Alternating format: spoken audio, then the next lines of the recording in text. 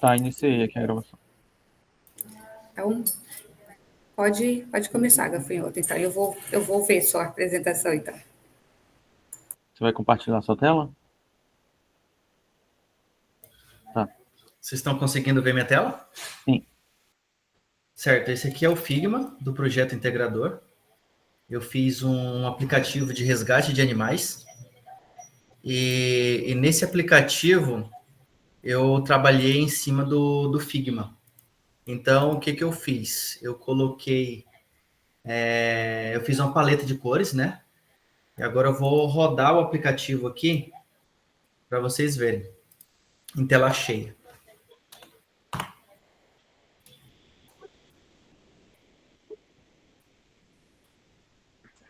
Carregando. Ali o aplicativo ele se inicia. Aqui, se a pessoa tiver as credenciais, ela entra diretamente. Caso não tenha, ela vai criar uma conta. Ela criando a conta, ela vai ter que validar no e-mail dela. Depois ela volta para logar. Ela tem a opção de colocar para lembrar a senha ou não. Caso ela tenha esquecido a senha, ela coloca o e-mail dela e vai enviar um e-mail para redefinir. E abaixo do e-mail, do link de redefinir, vai estar a senha antiga. Ela tem a preferência de excluir ou redefinir a senha. Aqui, vamos supor que ela está tudo ok. A gente entra no aplicativo. Aqui a gente chega na home, né, na página inicial. Aqui eu coloquei 3 tipos de animais. Eu coloquei cachorro, gato e coelho. Passando o scroll do mouse, aqui a gente tem uma seleção de animais com o ID e o número de contato, uma breve descrição do ocorrido, tem a opção de compartilhar e de favoritar para ver depois. Aqui na seção de gatos, mesma coisa, uma descrição. Coelho, igual. Aqui eu tenho a opção de favoritar. Favoritando, eu posso vir em meus favoritos, eu encontro ele aqui. Volto na home, ele está aqui favoritado. Esse botão aqui serve para adicionar. Então, no caso, eu tenho aqui um gato perdido e uma cadela. Eu tenho a opção aqui na setinha de atualizar a foto. Se caso eu quiser fazer um novo anúncio, eu subo aqui. Eu coloco o tipo, coloco a descrição e envio. E aqui no canto direito eu tenho o perfil. Então, aqui eu tenho a notificação, que eu posso ativar ou desativar. Eu tenho o perfil que eu posso estar alterando meus dados e alterando a minha senha, caso eu deseje. E o endereço onde eu me encontro. E voltando aqui, eu tenho a parte de doação. 100% funcional. Quem quiser fazer o teste. Mas é isso, professor. Eu gostaria de saber se eu estou no caminho certo.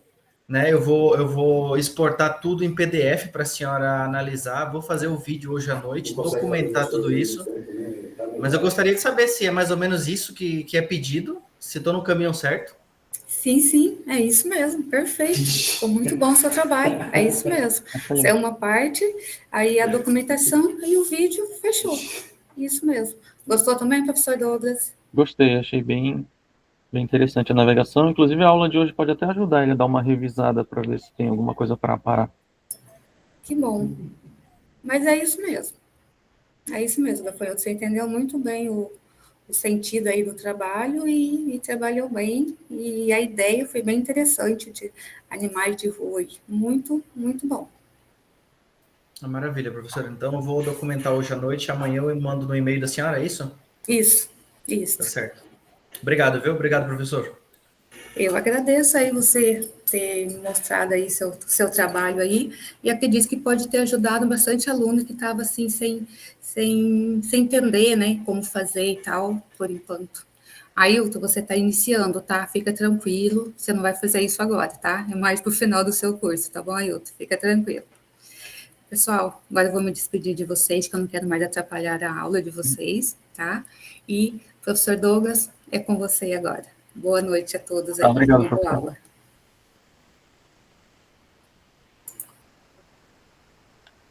Pessoal, eu vou usar 2 minutos aqui rapidinho só para me fazer uma apresentação básica. Eu sou o Douglas, né, formado nesse mesmo curso que vocês estão fazendo, Análise e Desenvolvimento de Sistemas, só que não foi aqui nessa faculdade, né, me formei em 2021.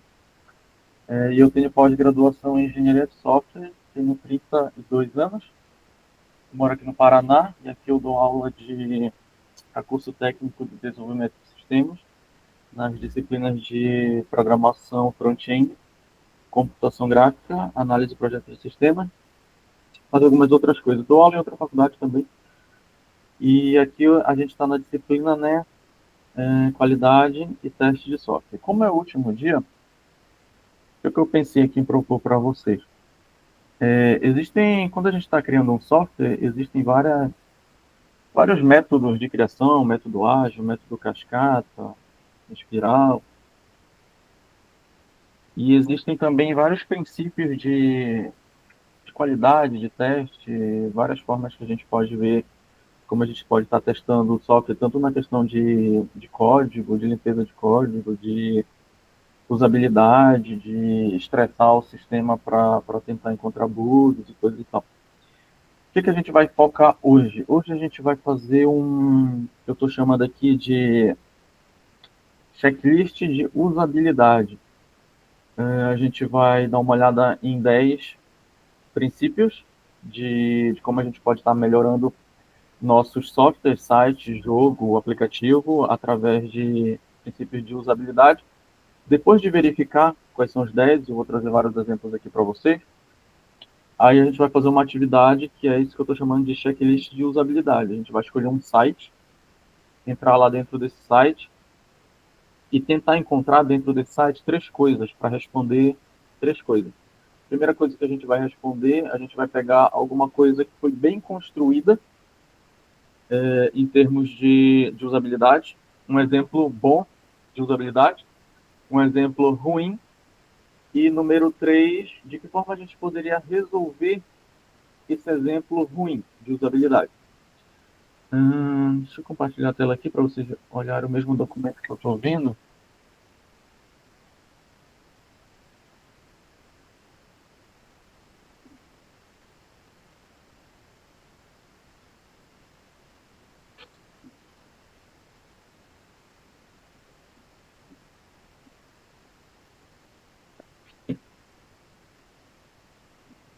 Então, eu costumo dizer que a gente está numa era da tecnologia, uma era até um pouco privilegiada, porque já se passou muita coisa na história da tecnologia, né? A partir dos anos 80, muita gente passou a estudar muito o desenvolvimento de projeto, principalmente por conta do lançamento dos softwares, e de 90 para cá, a gente teve um boom assim, de cuidado com interface. Então, a gente tem muita sorte que de lá para cá, muitos estudiosos, eles explicitaram em leis, em diretrizes, em alguns pontos que a partir dali, a partir dos anos 90, dos anos 2000, ficou muito mais fácil de pegar tudo isso que eles fizeram. Alguns chamaram de regras, alguns chamaram de princípios, alguns chamaram, por exemplo, de valores. Quando a gente fala de método ágil, por exemplo, existem lá os valores do método ágil, existem lá os 12 princípios do método ágil, dos métodos ágeis.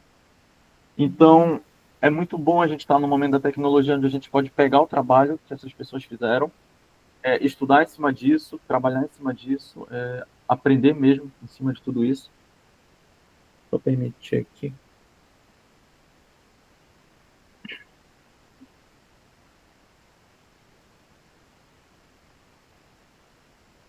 Obrigado aí, quem está me dando boa recepção. Então, a gente tem muita sorte dessas pessoas terem chegado antes de nós e criado tudo isso. Teve um cara aqui que chama Jacob Nielsen, que ele criou aqui um punhado de princípios sobre a forma como a gente usa sites, software, aplicativo. Na verdade, na época nem tinha aplicativo, mas hoje em dia dá para usar para aplicativo também.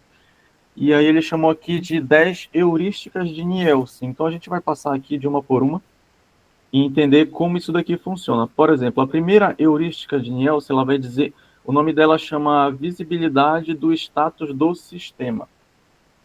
Visibilidade do status do sistema. O que ele diz essa heurística aqui? O sistema ele deve manter o usuário informado sobre o que está acontecendo. Ele tem um exemplo aqui, ó, barra de progresso e mensagem de carregamento. Então, imagina se a gente não se preocupasse com a visibilidade do status do sistema. Você clica em um botão para baixar alguma coisa da internet, você está baixando um vídeo, um episódio de série, um filme, alguma coisa assim. Você clicou no botão para baixar. O navegador começa a baixar. Imagina se ele não exibe um status informando, por exemplo, a porcentagem, quanto tempo falta para esse arquivo baixar. Ia ser muito ruim, porque ia ficar uma barra de carregamento sem porcentagem, você não ia saber se deu certo, se não deu certo, se falta muito para terminar, se não falta muito para terminar. Então, essa heurística aqui da visibilidade do status é importante para a gente ter uma noção do que está acontecendo. Você entra aqui no Google Drive, por exemplo, você arrasta um arquivo para lá para fazer upload desse arquivo, ou, por exemplo, você joga uma foto sua do seu computador lá para o Google Drive, ele carrega ali no canto inferior direito, ele carrega uma barra, que é para você saber o progresso. Então, isso daqui pode ser algo básico, se a gente for parar para pensar, mas alguns anos atrás existia uma dessas coisas aqui que não eram seguidas. Então, quando a gente constrói nossos softwares, nossos sites, nossos aplicativos, é interessante a gente sempre estar se atentando para essa questão aqui, da visibilidade do status do sistema.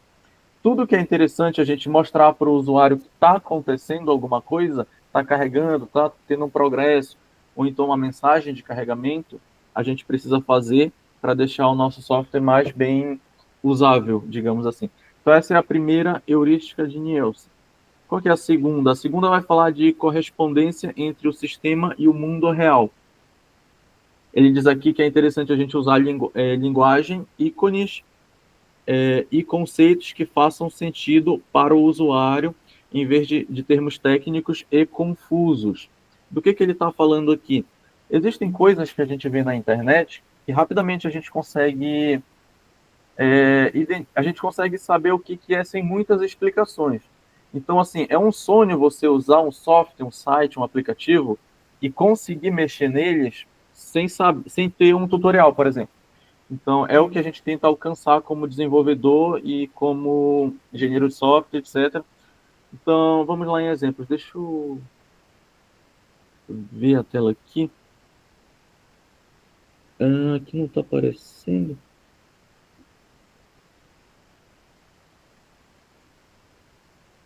Tá, eu vou exibir a minha própria janela, que eu acho que é melhor.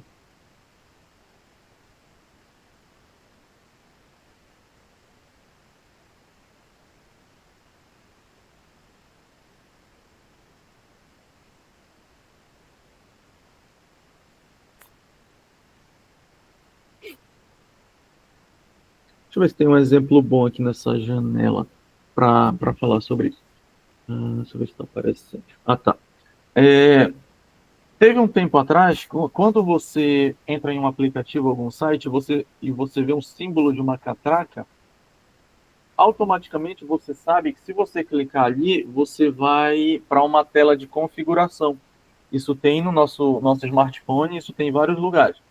Hoje em dia, existe alguma coisa que eu chamo de convenção, que é o quê? É como se fosse um combinado de coisas que as pessoas decidiram que é assim que funciona. Por exemplo, qual que é a convenção sobre configuração hoje em dia? Tem a catraca de opções, mas existe também, por exemplo, não sei se dá para ver meu mouse, mas aqui no canto superior direito, do lado de concluir a atualização, existe 3 pontinhos, né? O que acontece quando a gente clica em algo que tem 3 pontinhos? Ele abre uma tela de configuração.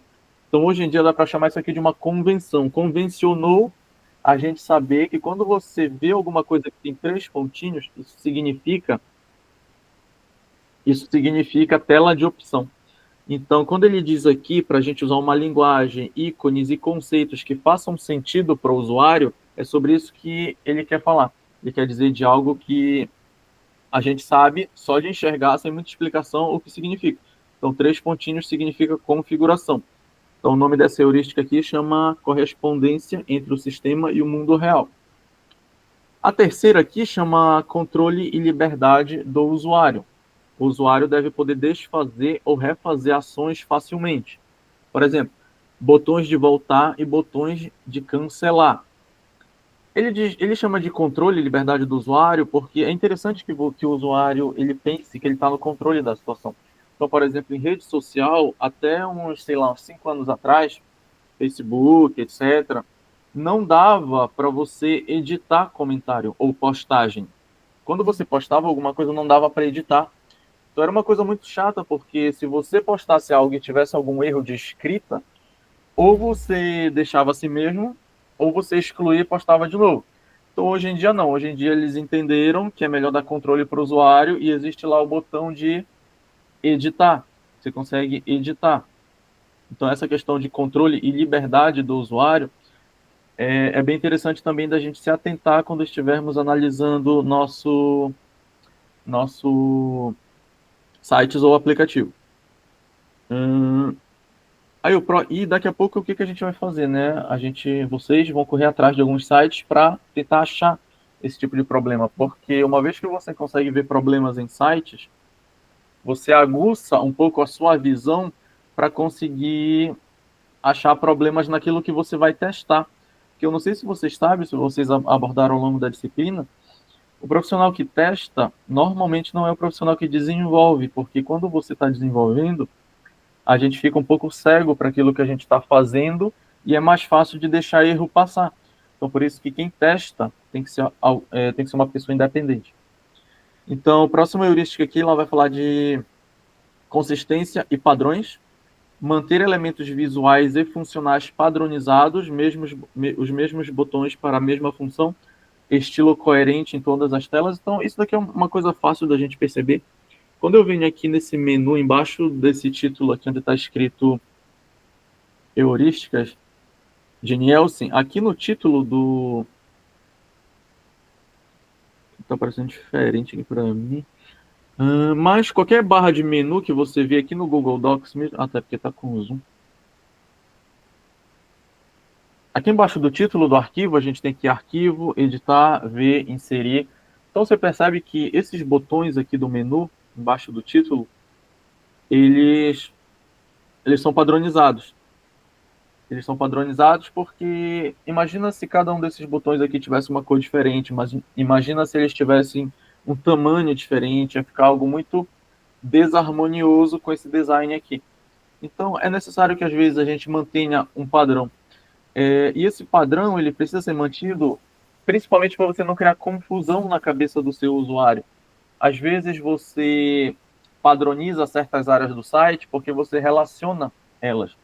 Então, sabe quando você entra num site, não sei se vocês já fizeram isso, mas site para baixar. Hoje em dia é meio difícil, né, com os streams, mas antigamente era muito mais comum baixar filme em sites, e normalmente eram sites piratas e muito mal construídos. E esses sites, eles tinham muitos botões, muitos menus, e os botões eram muito diferentes, assim. Você ficava perdido, você não sabia onde que clicava para baixar, se uma coluna tinha relação com a outra, então causava uma confusão grande. Então, sempre que você puder criar uma consistência visual através, por exemplo, de padrões, usando os mesmos tipos de botões, os mesmos tipos de fontes, os mesmos tipos de cores para blocos de nota, etc. É verdade, o Microsoft Office ele mantém também esses padrões. Se você olhar aqui os ícones, por exemplo, quando você passa o mouse em cima deles, ele faz um over aqui que é cinza. Quando ele está selecionado, fica azulzinho. Então, ele tem esses padrões de ícones também. Ele tem padrão de cor. Pode ter certeza que todos esses ícones aqui eles têm o mesmo cinza. Não chega a ser preto, eu acho que é um cinza bem escuro, quase preto. Então, eles mantêm esse padrão também estético. Licença, professor. Se você estiver mostrando alguma coisa, não está aparecendo na tela. Tá, deixa eu olhar aqui. Tá congelado lá no... nas coisas.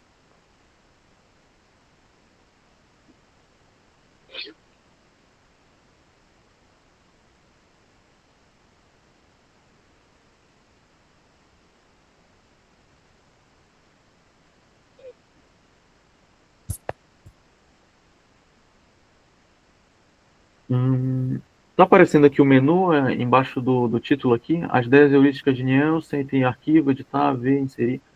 aparecendo? O menu aparece, mas não aparece o movimento que você falou aí com o mouse. O mouse não tá aparecendo aqui? Ó, agora tá aparecendo. Ah, tá. Agora que eu entendi como é que faz. Eu nunca dei uma aula no Meet, então, primeira vez. Que eu só dou aula presencial. Mas tá aqui, né? O menu, ele tem esse padrão. E padrão de fonte, padrão de arredondamento aqui em botões, arredondado aqui, aqui é redondo também.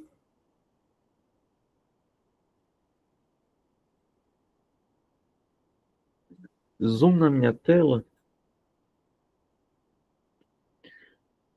É que as coisas que estão aparecendo aí, tá assim, tá bem Ah, pequenininho mesmo, tá conseguindo ler. Se fosse possível, né? Por gentileza.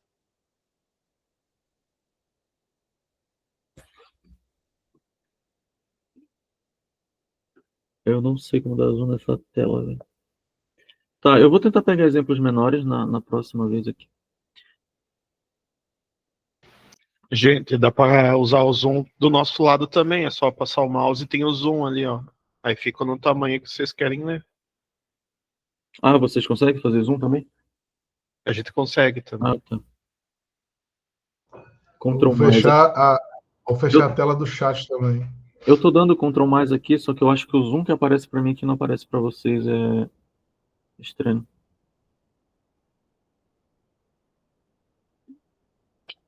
Tá, então deixa eu ver o próximo aqui.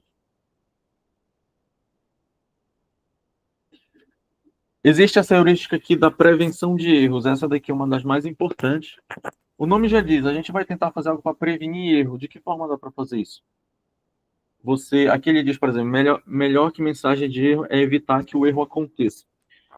Por exemplo, bloquear envio de formulário sem preencher campos obrigatórios. É muito difícil hoje em dia a gente ver um formulário profissional que deixa a gente enviar sem preencher todos os campos obrigatórios. Mas nós, como desenvolvedores, né, a gente sempre tem que se atentar a isso, porque isso não é uma opção que vem automática, né? A gente precisa colocar lá no código uma opção para não deixar enviar se não preencher tudo, porque uma vez que a pessoa envia sem preencher tudo, causa muito problema, porque depois vai ter que enviar de novo. Então, essa heurística de prevenção de erros, ela é muito interessante. Tem um exemplo sobre prevenir erros que eu acho fantástico, assim, não existia antigamente. Eu vou compartilhar a tela do Gmail aqui com vocês.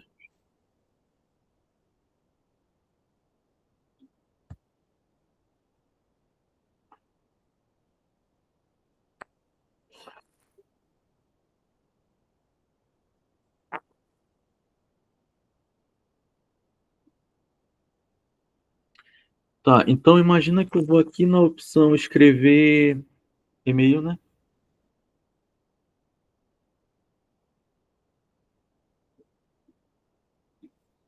Aí eu escrevo aqui um e-mail para mandar para alguém, coloco um assunto aqui. No momento que eu coloco o assunto, ele me mostra uma mensagem aqui embaixo. O que ele está me dizendo? Tenha cuidado ao compartilhar informações confidenciais.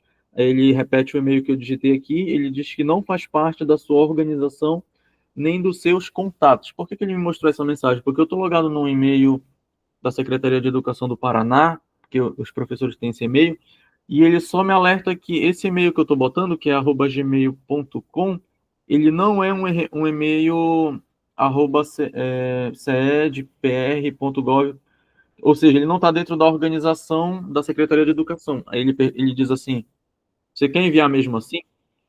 Aí eu vou dizer que sim.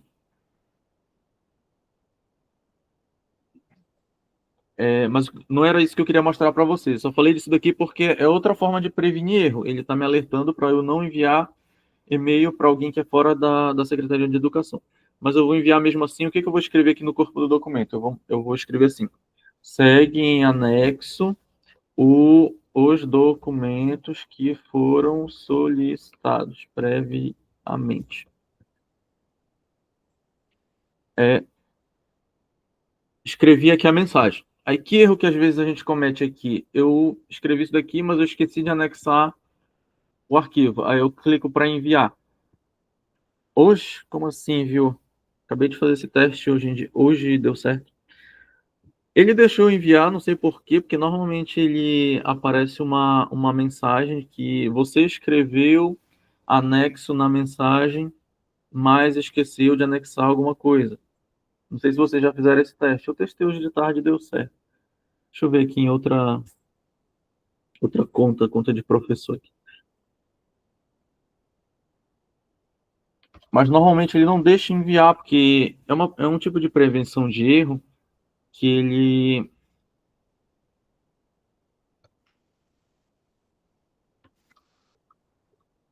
Bora ver se agora ele deixa enviar. Ah, tá. Agora apareceu a mensagem. Eu não sei por que naquele primeiro não apareceu. Deixa eu ver se está aparecendo a mensagem para vocês aqui. Não, não apareceu a mensagem porque ela apareceu numa segunda janela.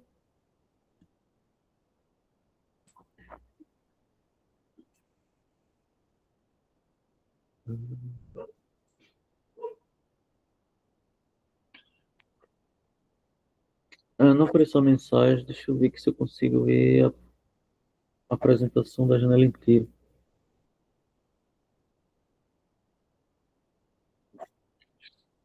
Não, não tá aparecendo. Mas enfim, nessa janela tá escrito assim: você escreveu no corpo da sua mensagem que você ia mandar um anexo, só que você não adicionou anexo nenhum. Tem certeza que deseja enviar? E aí foi um erro nosso, né? A gente ia enviar um anexo, mas esqueceu, acabou clicando no botão de enviar automaticamente e enviou sem o anexo. Então, para não acontecer esse erro, ele alerta. Então, isso daqui é uma forma também de.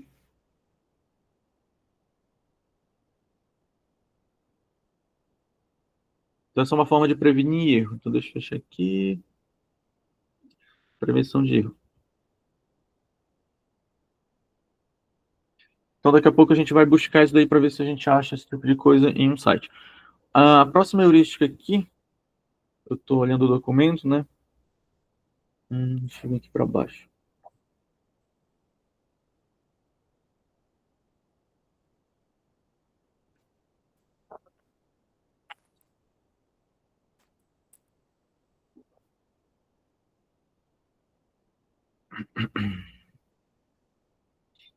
Essa próxima aqui é a reconhecimento em vez de memorização. Essa daqui também eu considero uma muito boa. Tipo, se você não cria esse tipo de coisa no seu sistema, pode até ser que alguém não sinta falta.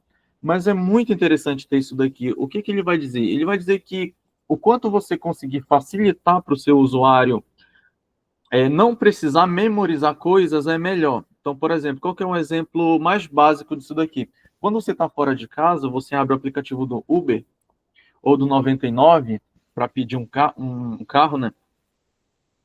Normalmente, quando você clica ali na barra para escrever o seu endereço, normalmente a primeira opção que ele te mostra é o seu endereço, porque você já está muito acostumado, né? Obviamente, voltar para a sua casa de Uber. Então ele já te mostra ali o seu endereço só para você clicar. Você não precisa digitar todo o seu endereço ali. Só que às vezes você pode fazer uma programação sobre isso daqui para ele ficar mais inteligente ainda. Por exemplo, teve uma época, uns meses atrás, que durante o mês inteiro, eu tava saindo com um amigo todo sábado. Todo sábado a gente ia para um lugar e quando a gente voltava, a gente dividia o Uber. Então eu colocava duas paradas, né? Uma parada para minha casa e a segunda parada para casa dele, que ele morava mais longe. Então, depois de umas 3 vezes fazer isso, tipo assim, na quarta vez, o Uber já entendia que no sábado, em determinado horário, se eu abrisse o aplicativo e clicasse em duas paradas, já aparecia os dois endereços. Ele facilitava para mim. E é muito bom que ele facilite, porque o endereço desse meu amigo, ele tinha uns 4 ou 5 nomes. Então, você pega uns 4 nomes diferentes, mais o número da casa, para gravar tudo isso e toda hora ter que estar perguntando para ele e digitando é meio chato. Então, o aplicativo entende que pode ser que no sábado à noite, etc., eu queira fazer aquela parada e ele já me dá essa sugestão. Mas, assim, o mais básico sobre isso daqui, o exemplo mais básico, na verdade, sobre isso daqui é quando a gente vai em. Deixa eu ver uma outra janela aqui.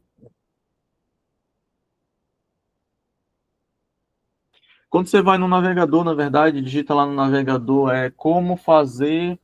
Se você digitar só isso, ele já aparece várias sugestões, né? Na verdade, primeiro ele aparece pesquisas que você fez recentemente. Se você não tiver nenhuma pesquisa feita recentemente no Google Chrome, aparece algumas perguntas que estão em alta. A Daniela deu um exemplo legal aqui. O iFood também ajuda nisso, quando ele memoriza lanches já solicitados anteriormente.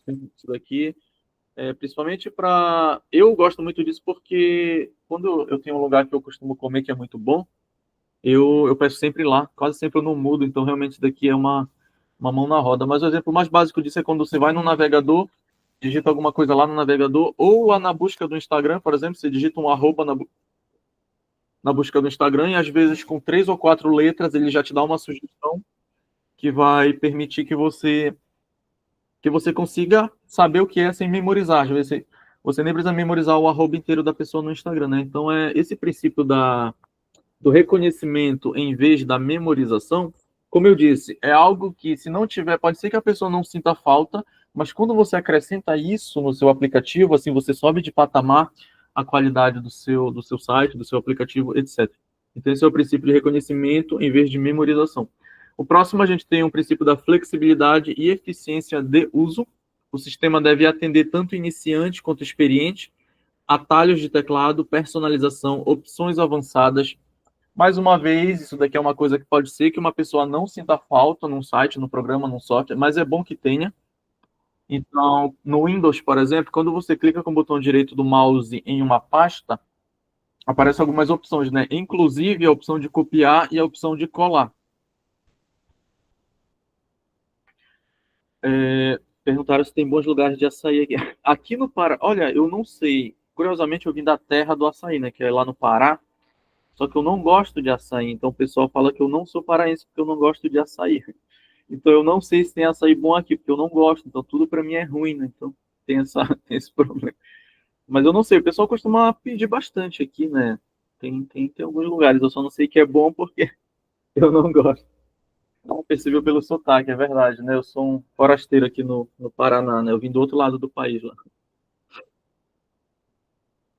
Então tá, flexibilidade e eficiência de uso, né? É interessante que a gente crie atalhos ou personalização tanto para usuários iniciantes como usuários avançados. Então, quando você está no Windows e clica com o botão direito na área de trabalho ou em algum arquivo, você tem a opção de copiar e colar.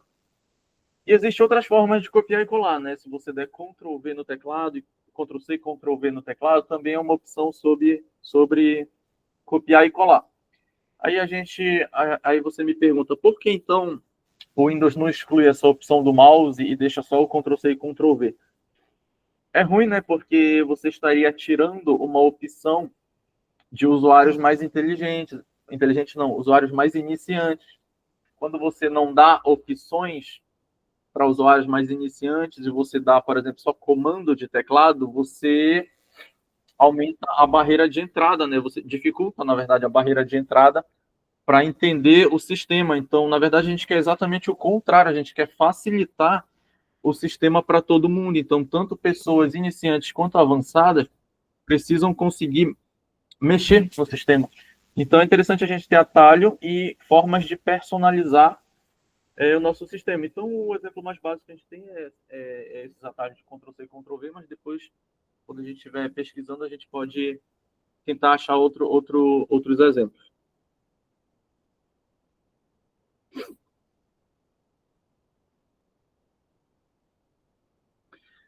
Quem conhece como é feito o açaí não come, olha, não é uma coisa muito legal mesmo de olhar, né? Tem até aquele risco da pessoa bater açaí com aquele bichinho de Chagas, né? E aí dá um monte de doença. Aí, de vez em quando acontece uns troços assim, meio complicado, né? Mas realmente não é muito bonito a forma como o açaí é feito. O próximo heurística aqui a gente vai falar sobre estética e design minimalista. Isso daqui é autoexplicativo, né? Estética e design minimalista, tanto quando você estuda design gráfico, quando você está conversando sobre usabilidade, UX, design de interação, a gente sempre busca, de um tempo para cá ficou na moda, né, o tal do design minimalista. Então, é sempre interessante a gente buscar por interfaces simples, sem excesso de informação ou elementos visuais que distraiam do objetivo principal. Então, houve uma época que sites de compras, eles eram muito feios, assim. Você entrava num AliExpress da vida, eu até pesquisei hoje para dar de exemplo, só que o AliExpress ele mudou, tipo assim, eu vou entrar aqui, o AliExpress fazia tempo que eu não entrava nesse site e ele mudou. Então, quando eu vi, compartilhar aqui a tela, quando eu vi que ele tinha mudado, eu falei, nossa, mas ele está muito melhor do que era 5 anos atrás. O que é de se esperar também, porque a tecnologia evolui, o design evolui.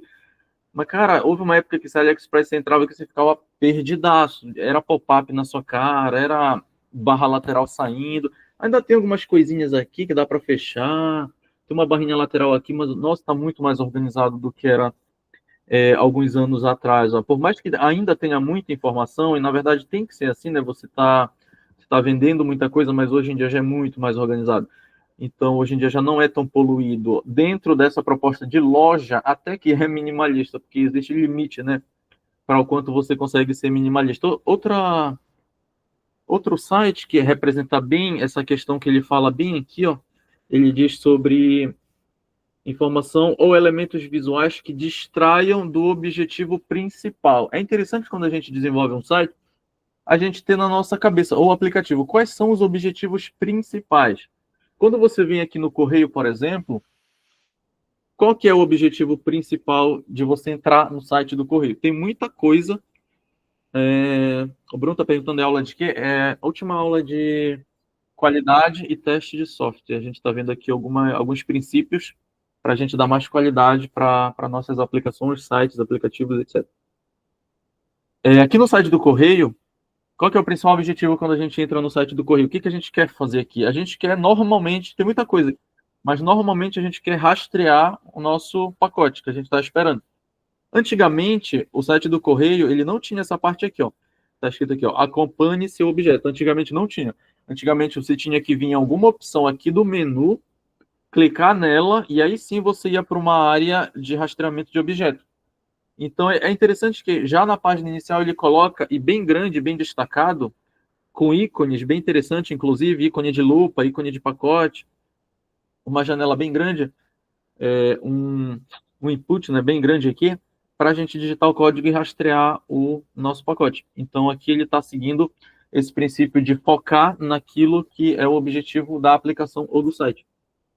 Então essa é a heurística que a gente chama de design estética e design minimalista. A próxima aqui é sobre ajudar os usuários a reconhecer, diagnosticar e corrigir erros.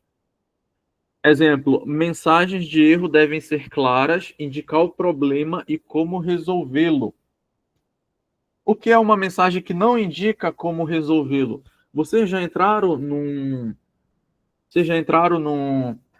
para preencher para se cadastrar em algum site, você tem lá vários campos para se cadastrar em alguma coisa. Vou criar uma conta no Instagram, vou criar uma conta no Facebook. Tem lá vários campos para digitar. Aí você digita o seu nome, digita lá, sei lá, a idade, alguma coisa assim. Na hora de você digitar a sua senha, e aí você clica para cadastrar, aparece uma mensagem, senha fraca. Se isso acontece, isso não é um bom uso desse princípio. Se isso acontecer, não é um bom uso desse princípio, porque ele está te dando uma mensagem de erro, senha fraca. Ele não está sendo muito claro porque está fraco. Ele está indicando o problema, mas ele não está te dizendo como resolver. Como é que você resolve senha fraca? Aí você bota uma outra senha e ele continua dizendo senha fraca, senha fraca, senha fraca. Como é que você resolve isso? Que é uma coisa que depois a gente vai propor aqui também, tá? Faz parte do nosso exercício, ver algum exemplo de como resolver o problema. A gente resolve esse problema dizendo para ele por que a senha está fraca. Então, hoje em dia, existe muita tela de cadastro que às vezes você não precisa nem digitar, ela já tem uma janelinha te dizendo como a sua senha precisa ser feita. Então ele diz lá, a sua senha precisa ter letras, precisa ter letra maiúscula, precisa ter número e precisa ter caractere especial. Ela te dá 4 condições. Sabendo dessa informação, aí sim você já tem o como resolver o problema. E aí você vai... ainda tá essa tela aqui, né? Então, sabendo disso daí, você já tem aqui a forma de como resolvê-lo o problema que ele te trouxe ali, que é de senha fraca. Então, quando formos desenvolver nossos sistemas, a gente precisa se atentar a a fazer o usuário, ajudar ele a reconhecer, a diagnosticar e a corrigir esses erros. É esse princípio aqui. E o último princípio que a gente tem aqui é o ajuda e documentação. Se necessário, oferecer ajuda acessível, simples e focada, ou seja, FAQ, tutoriais, dicas rápidas no sistema. Existem muitos sites que têm exemplos de perguntas frequentes, existem muitos sites que têm tutorial de como usar determinada coisa. Quando você inicia o jogo, algum jogo de celular, por exemplo, existem muitos jogos que ele te dá um tutorial ali no início, como jogar aquele jogo. Porque isso daqui, ele serve também para jogo, inclusive. Jogo é software também, é um programa, etc. Por mais que o objetivo seja um pouco diferente, mas também tudo isso daqui funciona também para jogo, site, aplicativo, programa de desktop. E às vezes tem também o FAQ, né, de entrar em contato, perguntas e respostas, etc. Então essa última heurística aqui é sobre ajuda e documentação. .gov sempre dá problema. Normalmente site site de governo no geral, às vezes tem problema, mas o que mais tem problema é site de prefeitura. No site de prefeitura é complicado a situação. A gente encontra muito problema em site de prefeitura. Então agora a gente vai ter aí o resto da aula. O que a gente vai fazer? A gente vai colocar em prática tudo isso daqui.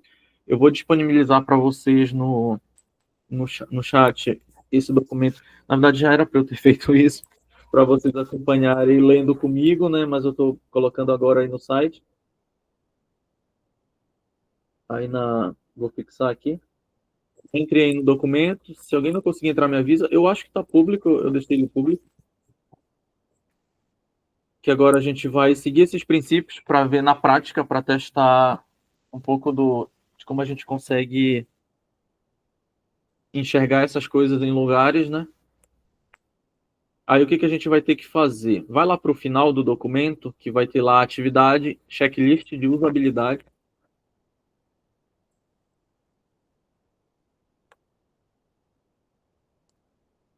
Aí qual que é a tarefa? A gente vai escolher mais ou menos 3 heurísticas dessas 10 que eu apresentei agora, e a gente vai entrar em sites, pode ser e-commerce, institucional, rede social, qualquer site. Aí o que a gente tem que achar nesses sites? A gente tem que achar um bom exemplo, um bom uso dessas heurísticas. Ele deu um exemplo aqui, por exemplo, o site mostra claramente quando o pagamento foi concluído.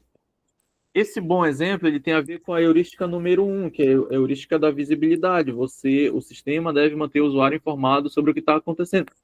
Então ele disse que o site mostra claramente quando o pagamento foi concluído. Imagina se você tem um site lá que você clica e não sabe se foi concluído o pagamento. Então isso daqui é um bom exemplo. Algo ruim. Não há botão de cancelar no carrinho. Então imagina que você entra no site de uma loja e você não tem o botão de cancelar no carrinho. Isso daí vai ferir a heurística número 3, que é de controle e liberdade do usuário. Você não tem a liberdade de cancelar. E aí a gente vai pegar também uma sugestão de melhoria. Adicionar botão de cancelar para dar mais controle ao usuário. Isso aqui é uma forma de melhoria. Tem um exemplo muito bom também que eu acho de visibilidade, é do WhatsApp, né? Quando você envia uma mensagem, aparece 2 risquinhos lá, significa que a mensagem foi, né? E quando aparece 2 risquinhos azuis, significa que a pessoa visualizou. Isso daqui também é um bom exemplo dessa heurística número 1. Então, depois que a gente pegar um site, encontrar um exemplo positivo, um exemplo negativo e pensar numa melhoria, a gente vai preencher essa outra parte aqui do relatório, né? Você bota o seu nome aqui, bota qual site que você está usando para avaliar, pode ser mais de um site, pode ser vários sites. E aí você vai preencher aqui de qual heurística você está falando, o que você tem de coisa boa no site, qual o problema que você identificou e uma sugestão de melhoria. Era para a gente fazer 3 exemplos, só que eu não sei se vai dar tempo. Então a gente vai fazer o quanto der, e aí depois que a gente acabar, eu vou pegar algum exemplo de vocês e vou ler aqui para todo mundo. A gente vai ter, deixa eu ver, 40, 50, 60... A gente vai ter mais ou menos 40 minutos para achar esses exemplos em sites ou em aplicativos. Se possível, é bom você pegar o print da tela desse site e jogar aqui no documento. Na verdade, a primeira coisa que você tem que fazer é criar uma cópia desse documento. Todo mundo sabe fazer cópia de documento de Docs. É só você ir ali no menu do documento, fazer uma cópia, renomeie essa cópia, porque senão você não consegue editar. Porque esse documento aqui ele só dá para ver. Você tem que fazer uma cópia dele para conseguir editar. Então vai lá no menu Arquivo, fazer uma cópia, escreve lá, dá um título para essa cópia, aí sim você vai conseguir editar esse documento para preencher essas informações. Deixa eu ler aqui se eu já escrevi alguma coisa. Não. Deu para entender a tarefa? Criou um documento novo para você editar ele, pesquisar sites onde você acha um exemplo positivo, um negativo e uma sugestão de melhoria sobre alguma dessas 10 heurísticas. Então você pode escolher algumas dessas aí, que você achar que dá para achar mais exemplos. E a gente vai fazer 3 sites diferentes. Se não der para fazer os 3, a gente vê quanto que dá, 1 ou 2. E aí no final eu vou pegar o exemplo de alguém que conseguiu concluir para a gente dar uma olhada. Você vai ter de 30 a 40 minutos aí para achar esses exemplos, beleza? Se alguém tiver alguma dúvida, digita aí. Enquanto isso, eu vou beber uma água aqui.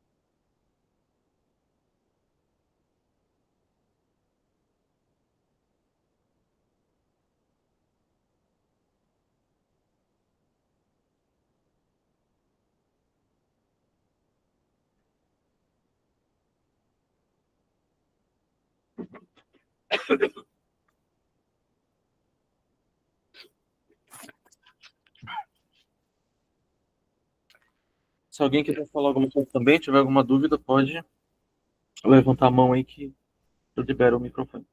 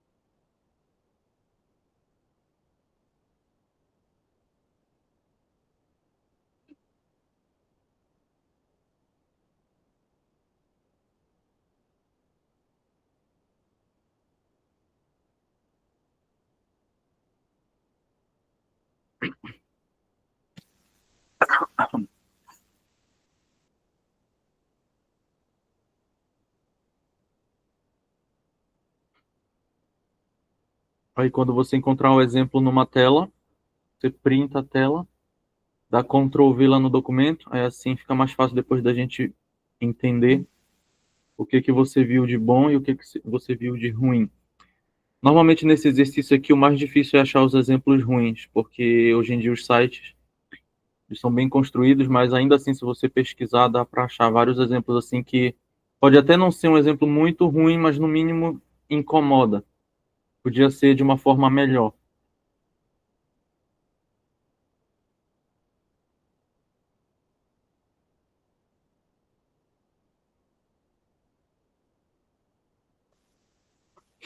Para quem chegou agora, a gente está fazendo uma atividade sobre. Pode falar, Marcos Dias. Então, algo que me incomoda muito, por exemplo, site Shopee. Você vê uma mercadoria lá, aí diz um preço, quando você coloca comprar, aí está o preço de tanto a tanto. Isso seria um erro ou é uma estratégia de venda ou é uma enganação? O que você considera isso? Isso daí é. Quando a gente está na página inicial do site de venda, eu acho que é uma forma de atrair o clique.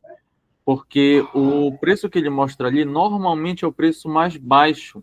Quando você clica, você percebe que ele tem uma variação de preço, porque existe, às vezes, cores diferentes, tamanhos diferentes. Por exemplo, esses dias eu comprei uns frascos de perfume, que eu queria botar um perfume grande em frascos pequenos para dar de presente, e aí aparecia isso, vários preços, porque existia o frasco de 3 ml, existia o frasco de 10 ml, e obviamente que na página inicial ele vai colocar o preço do de 3 ml para atrair o clique.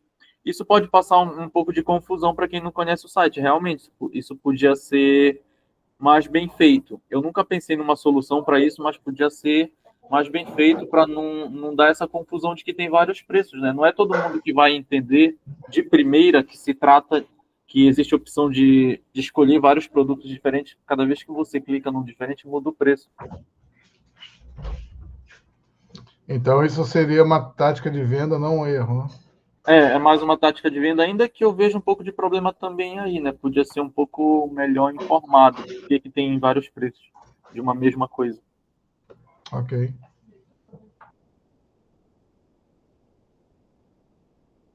Para quem chegou agora, a gente está fazendo um exercício. Eu disponibilizei um doc aí, que ele vai falar sobre 10 princípios de usabilidade.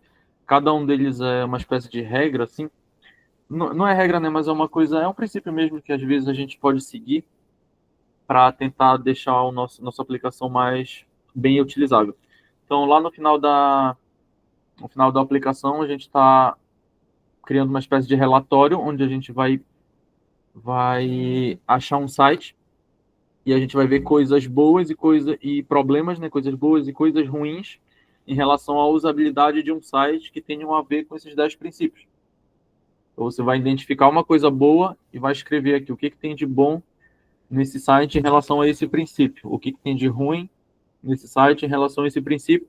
E se der, a gente pode pensar uma sugestão para melhorar isso que a gente viu que tá ruim.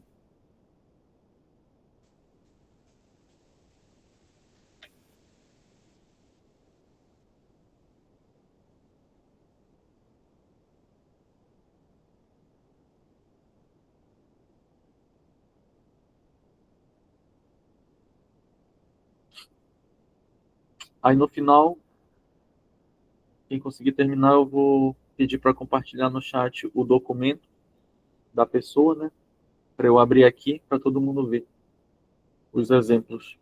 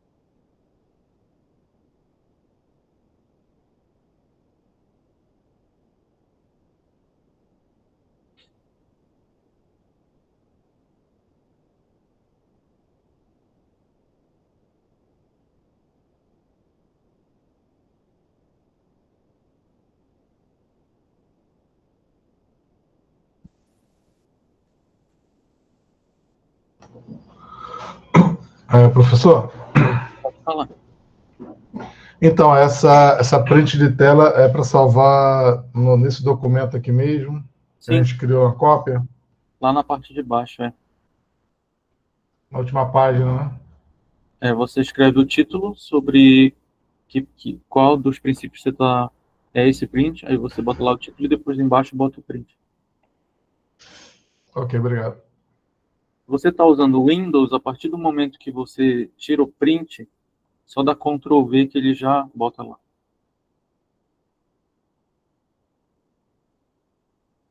Eu queria ter essa facilidade, eu uso o Mac e eu não sei se é possível fazer isso aqui. Quando tira print, ele não deixa já colar, aí eu tenho que ficar puxando da área de trabalho.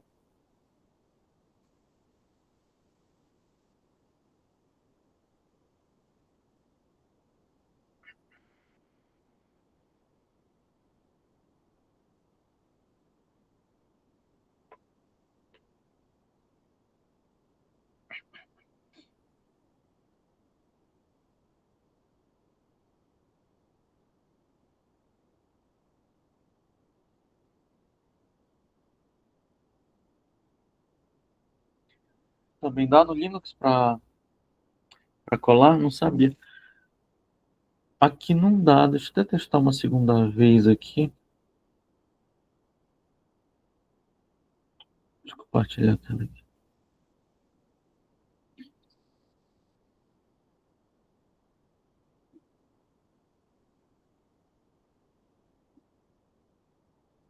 Eu não entendi por que esse Meet, às vezes, a aba de compartilhar a tela inteira, às vezes ela está ativada e às vezes está desativada. Ainda agora eu consegui compartilhar minha tela inteira, agora não está dando.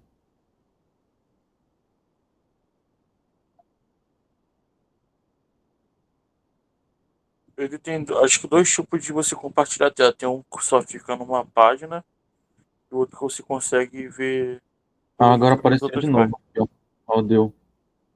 Então, ó, eu uso o Mac, né? Aí aqui embaixo tem os ícones. E aí, quando eu tiro um print, por exemplo, vou tirar um print aqui disso daqui.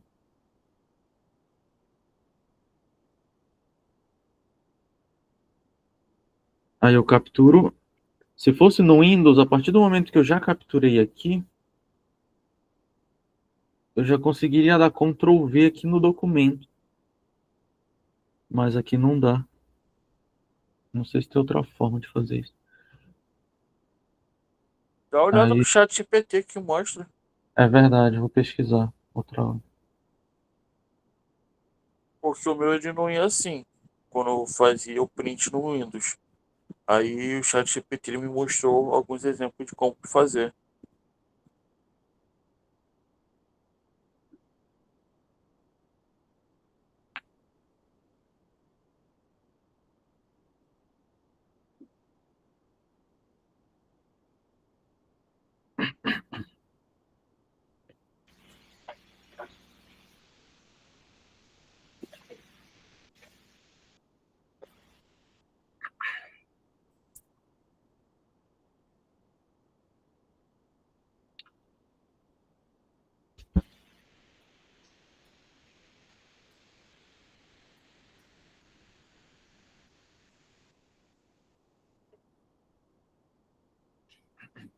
Semana que vem vai começar a disciplina de organização e arquitetura de computadores e eu vou dar também sistemas operacionais. Quem tiver que vai ver sistemas operacionais, a gente vai ver um pouco de utilização de macOS para as pessoas já terem, para os alunos terem um pouco de experiência de como funcionam algumas coisas de Mac, porque tem muita empresa que usa Mac, principalmente empresa de design gráfico ou que cria site, front-end, UX, etc. Usa muito Mac.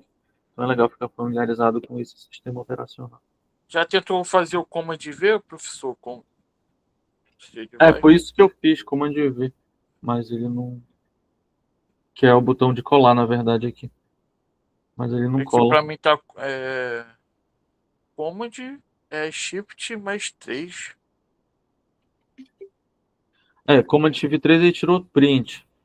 Mas, tipo assim, a questão não é tirar o print. Tirar eu tô conseguindo. O que eu não consigo é colar o print aqui no documento, entendeu?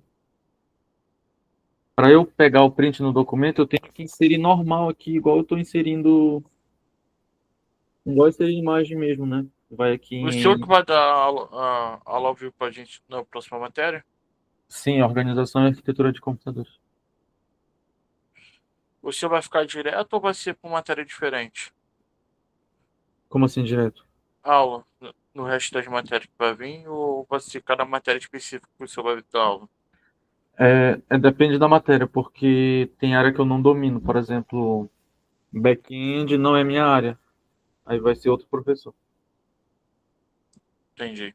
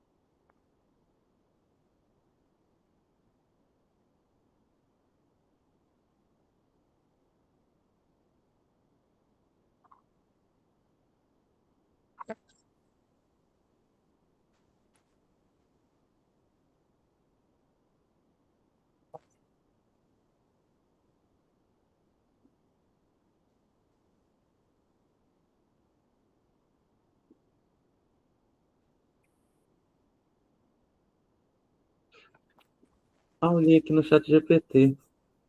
É verdade. Tem um comando que eu vou testar.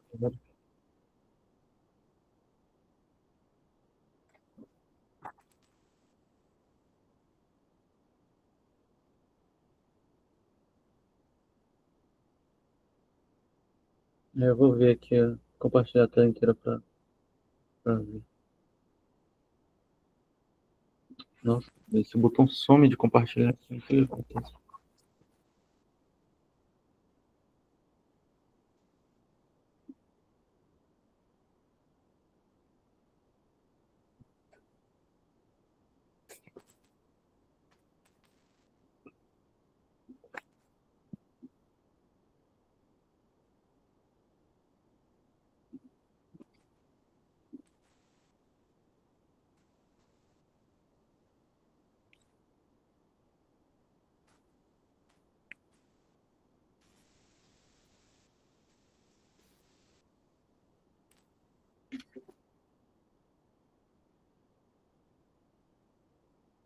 Deu certo, era isso mesmo. Command Ctrl Shift 4, aí ele mostra a tela de seleção. Quando eu seleciono o que eu quero printar, ele já vai para a área de transferência, é só dar Ctrl V que ele já cola. Vou saber. Só que no do Windows ele sempre bota na área de transferência.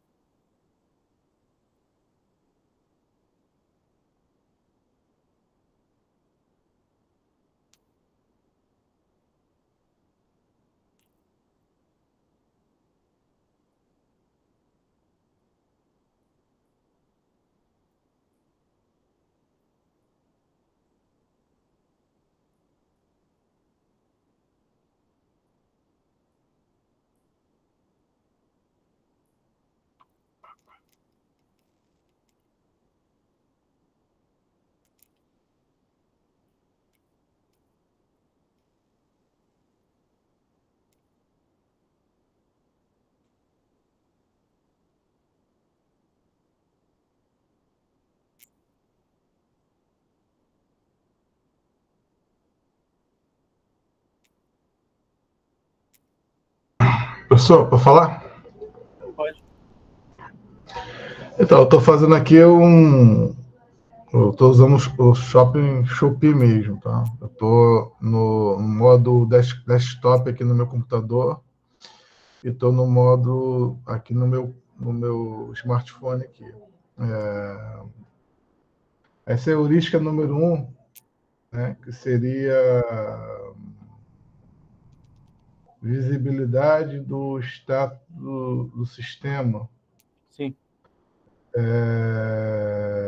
Então, manter o usuário informado sobre o que está acontecendo. Ok. Mas a dúvida minha seria o seguinte: essa heurística número 2, correspondência entre o sistema e o mundo real, seria entre desktop e o mobile ou não tem nada a ver? Não, é a gente buscar algum entendimento, a gente adicionar no nosso site ou no nosso aplicativo alguma coisa que remeta ao mundo real e que você já esteja familiarizado. Por exemplo, eu dei o exemplo da catraca de opções, né? Quando você olha uma catraca, você sabe que é um botão que vai te levar a uma tela de opções. Deixa eu ver se eu acho outros exemplos aqui. Eu estou vendo aqui. Por exemplo, uma estrela. O que que significa uma estrela quando a gente abre um e-mail? Configurações.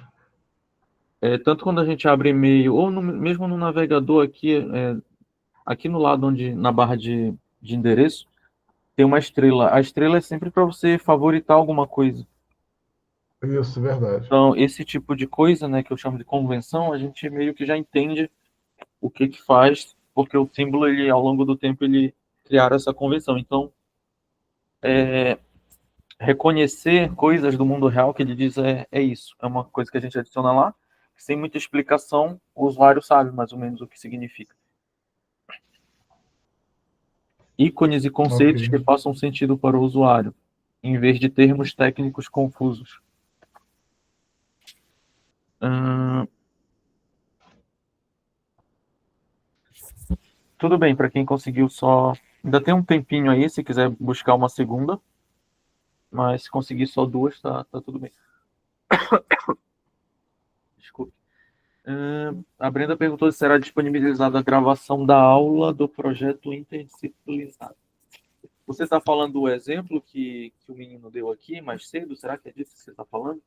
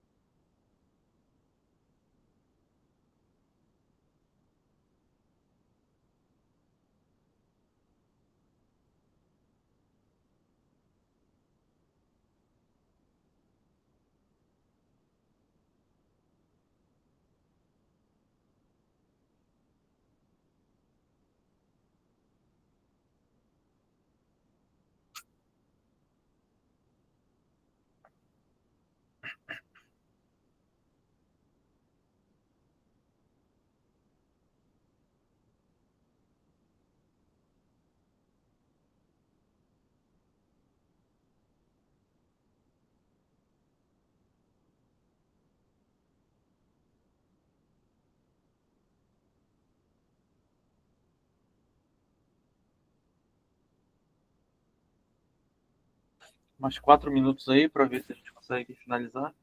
E aí eu vou pegar alguns exemplos para a gente dar uma olhada.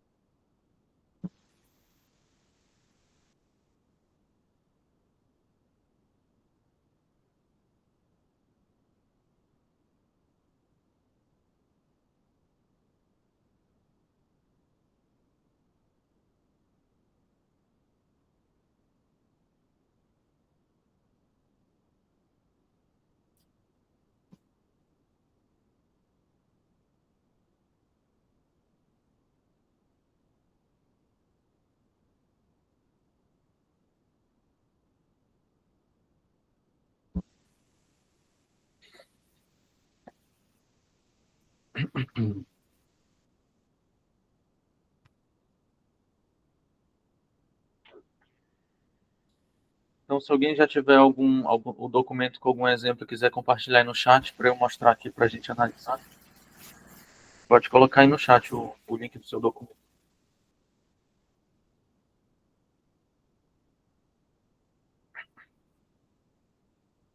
Gustavo Dourado compartilhou aqui.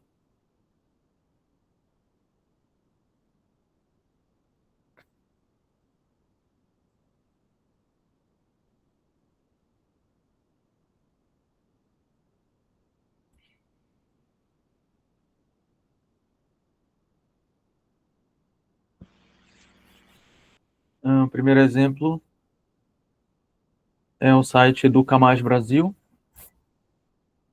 o IELBA, análise da heurística reconhecimento ao invés de memorização.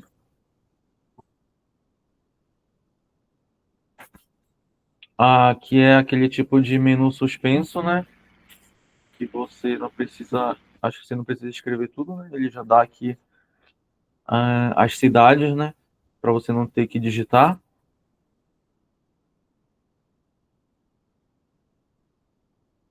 Localização do usuário utilizada na pesquisa automaticamente, entendi.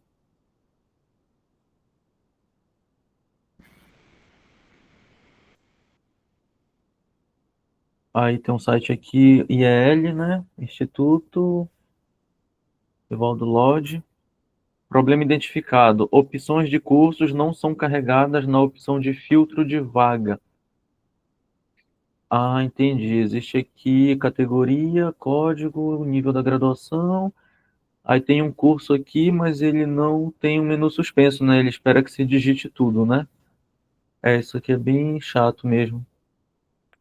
Sugestão de melhoria: filtrar resultados de acordo com a digitação do usuário, até porque tem cursos que podem ter pequenas diferenças no nome. É verdade.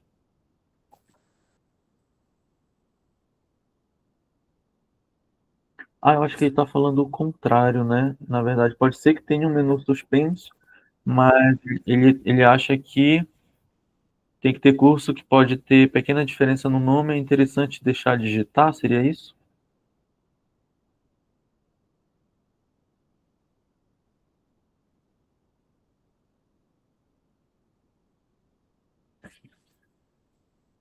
Ele já puxa pela localização antes mesmo de digitar isso.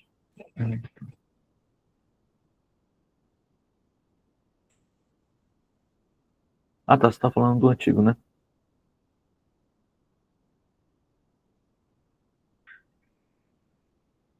Tá, o que eu falei primeiro, né? Ele não tem um menu suspenso?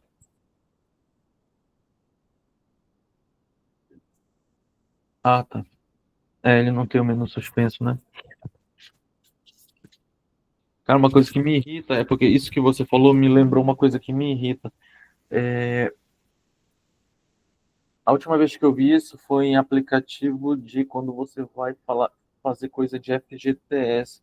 Ele pergunta aonde você. Não, aonde você. Parece que ele pergunta onde você trabalha, e depois ele pergunta a sua profissão. E aí você digita a sua profissão e não tem na lista. Tudo bem não ter uma opção na lista, até porque existem milhares e milhares de profissão, mas ele podia ter uma opção, por exemplo, chamada Outros. Aí você clicava em Outros e escrevia a sua profissão, né? Agora ele bota um menu suspenso, você é obrigado a escolher uma opção, não tem a sua profissão, e você tem que escolher uma opção que é próxima da sua profissão. Isso é muito louco. Outra vez eu vi que era sobre curso. Eu lembro que, surpreendentemente, não tinha o curso de análise e desenvolvimento de sistemas, mas tinha, tipo assim, análise para internet, um negócio assim. Aí eu falei, vou colocar isso daqui, análise para internet. Então são coisas fáceis até de resolver, às vezes, seguindo princípios básicos aí, mas às vezes eles não contratam os profissionais certos para construir esse tipo de coisa, e aí sobra essas frustrações aí para o usuário. Mais alguém compartilhar o documento para a gente ver mais exemplos?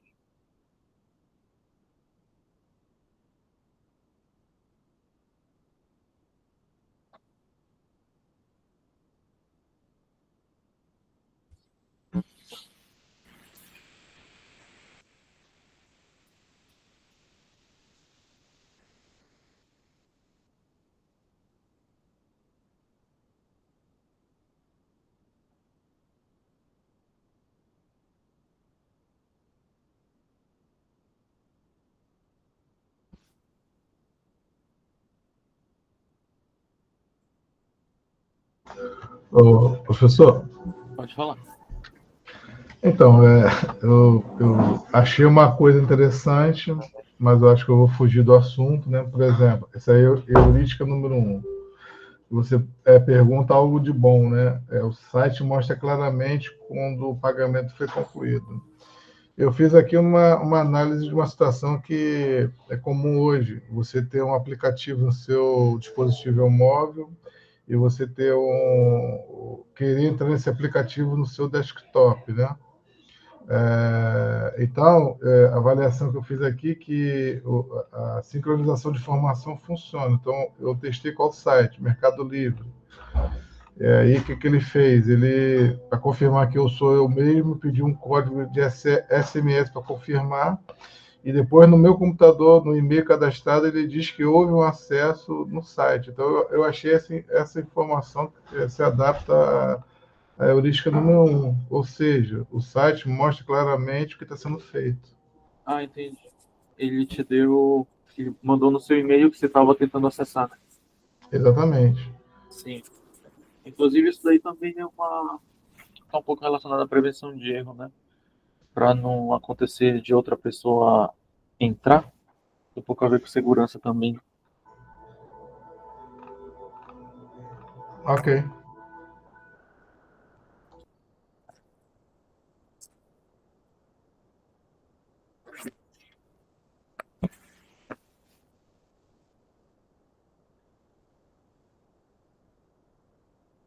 Tá, o Edson falou que tá pelo celular, não conseguiu fazer.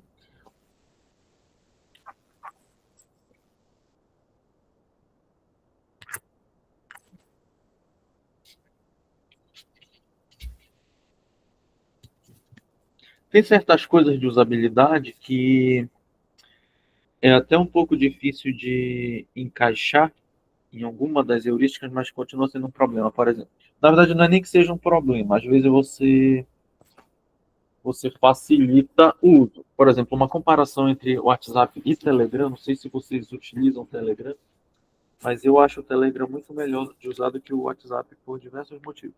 Tem uma coisa que me irrita muito no WhatsApp e que no o Telegram não é assim, é o seguinte: imagina que você está num grupo de uma coisa que é boa para você em relação ao conhecimento. Por exemplo, grupo de estudo de ADS, né? Você entrou lá num grupo. Aí as pessoas desse grupo elas passam várias dicas boas, só que você fica uns 2 dias sem entrar e acumula muita mensagem. Lá no Telegram, se você entra no grupo, ele te leva para a página onde você parou a última vez que você entrou. E aí você vai rolando a página. Imagina que você acha lá uma dica muito boa lá. Você vê lá uma pessoa, para resolver tal problema, faça isso. Vocês, nossa, que dica legal. Eu quero encaminhar essa mensagem para salvar ela. Você encaminha para um chat que é você conversando com você mesmo, né? Você encaminha num chat para salvar. No momento que você encaminha para salvar nesse chat, o Telegram encaminha para lá e ele te mantém aonde você está na conversa. No WhatsApp, se você estiver lá para cima da conversa, pegar uma mensagem e encaminhar para esse número para você mesmo, o WhatsApp te tira da tela do grupo, entra no chat que você está salvando a mensagem e manda a mensagem lá. Ou seja, ele te tira do grupo. Aí quando você volta lá para o grupo, você não está mais onde você estava, já desceu um monte de mensagem, você se perdeu, porque o WhatsApp ele sobe todas as mensagens. Cara, isso me irrita de um jeito, velho. No Telegram é tão simples, você vai encaminhando, encaminhando, encaminhando, e você continua onde você está. Ou seja, você continua rolando a página para ler o que você perdeu de acesso nesses 2 dias que você não entrou lá. No WhatsApp, quando ele te joga lá pro final, você tem que subir, e tentar adivinhar onde você estava. Nossa, isso daí me irrita muito no WhatsApp. Então, esse tipo de coisa, assim, isso daqui já é super avançado em usabilidade, porque a pessoa que pensou nisso era um gênio, né? Para resolver uma questão assim que nem todo mundo pensa, mas você sente às vezes que incomoda.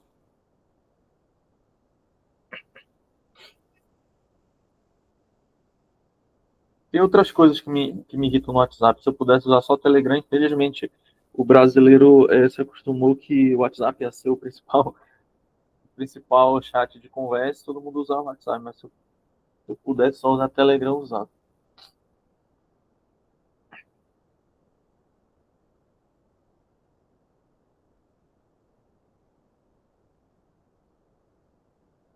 Então, esse exercício aqui que a gente está fazendo,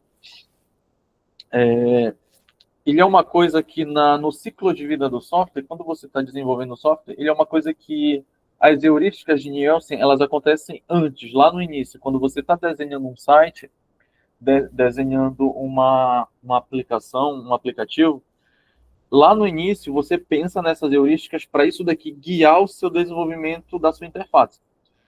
Só que nós, como eu estou falando dessa disciplina, que é uma disciplina de qualidade e teste de software, nós, por exemplo, se você consegue um cargo de testador, porque existe essa profissão, né? Eles chamam de testador ou QA, né? Alguns lugares chamam de QA, lá no Pará a gente chamava de testador, aqui no Paraná a gente chama de QA. Ah, Tatiana, você trabalha com isso? Legal. QA teste, né? Então, como você está testando, você não você às vezes você não sabe quem que está desenvolvendo, você não conhece. Porque, como eu disse, o testador ele tem que ser independente, né? Ele não pode se meter ali a desenvolver, porque ele fica um pouco cego com o desenvolvimento. Então, a gente não sabe como foi desenvolvido, a gente não sabe se usaram, se usaram algum princípio, se seguir alguma regra. Então, você sempre vai. É interessante que você faça esse checklist de usabilidade. Ainda que no caso de testador, o foco às vezes está muito mais relacionado a outras coisas, né? Caça bug, caça ver se o código tá escrito de uma forma que, sei lá, pode ser que não esteja da melhor forma, ou então você faz aqueles testes de estresse para ver se o sistema aguenta muito acesso, etc. Mas é bom também a gente sempre passar por essa parte de olhar um pouco para ver se a usabilidade visual, etc., está interessante. Mas normalmente esse trabalho é feito no início. Você é de que estado, Tatiana? Exatamente, teste de requisito, teste de desempenho, São Paulo. Ah,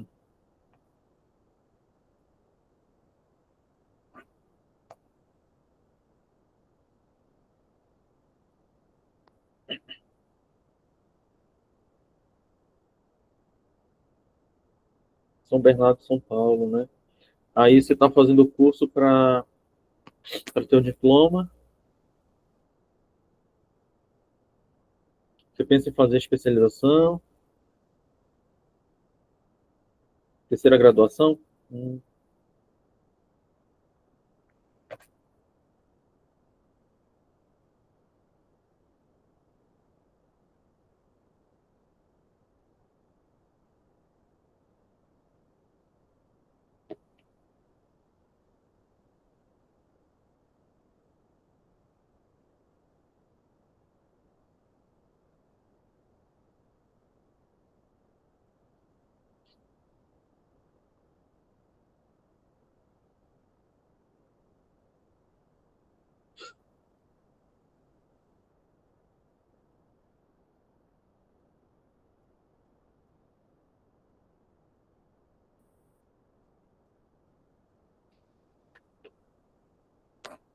Já tenho CTFL, CTFLAT.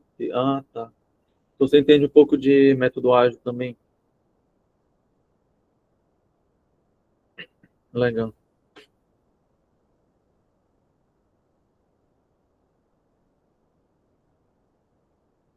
Teve uma época que estava tendo muito, lá no Pará, estava tendo muito concurso para testador. Ah, sim, Scrum e Kanban. Uhum. Essas duas aí também são a que eu mais sei. Eu não sou especialista, mas essas duas aí é o que eu sei um pouquinho também.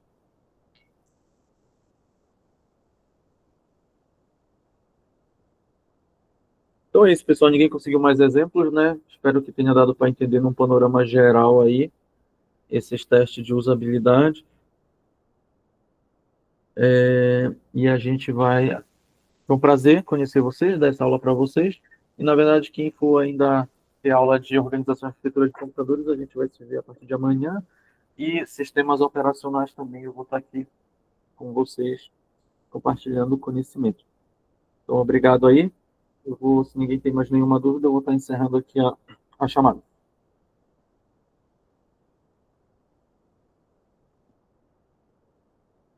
Pode falar, Marcos.